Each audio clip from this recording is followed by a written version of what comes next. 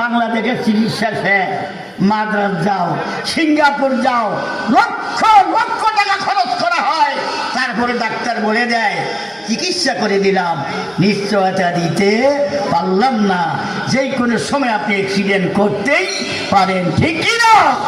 একটু চিন্তা করছি কোনোদিন আল্লাহর কত কোটি টাকার সম্পদ আমার দেহের মধ্যে, আমার বডির মধ্যে আছে, আমার কোন নিয়ামত তুই অস্বীকার করবি? 80-90 বছর সময় তোরে দিলাম, কত রং বেরঙের নিয়ামত খাওয়াইলাম, কত বুঝান তোরে বুঝাইলাম, কত টাকা তোরে ডাকলাম, তোরে কোনো বুঝে ধরে নাই, আমার ডাকে তুই একটু সারাও দেখ নাই। বুঝায় না আপনাদেরকে? কথা বলেন, বুঝায় না? আলেম ওলামা পীর মাশায়েখ আপনাদেরকে বুঝায় না? আরে কমপক্ষে সপ্তাহে একদিন ইমাম সাহেব, খতিব সাহেব মিম্বারে বসেও তো কিছু না কিছু বুঝায়, ঠিক কি না? মুয়াজ্জিন কমপক্ষে দৈনিক আপনাকে 5 বার ডাকে না? হাইয়া আলাস সালাহ, হাইয়া আলাল ফালাহ। এই ডাকগুলি কার ডাক?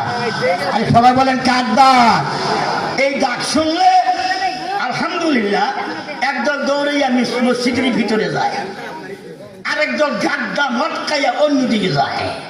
নাউজুবিল্লাহ কন্যা।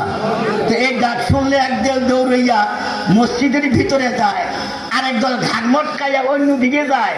এই দুইটা দলের দাম কি একই দাম? এই দুইটা দলের ওজন কি একই ওজন? লা ইয়াস্তাবি আসহাবুন নারি ওয়া আসহাবুল জান্নাহ, আসহাবুল জান্নাতি হুমুল ফাইজুন। নামাজি এবং বনমাজি জাহান্নামী এক জান্নাতীকে এক পাল্লিতে ওজন করো না, তারা অনেক দূরে, অনেক তফাৎ। যেরকম সুবহানাল্লাহ। একজন আজাদ শুনলে মসজিদে দিকে দৌড়ায়, মনটা চায় কিছুক্ষণ মসজিদে কাটাবে, আল্লাহর কিছু ইবাদত করবে, আর একদল মসজিদের দিকে ভিড়াও চায় না। এই জন্য আমি অনেক সময় একটা কথা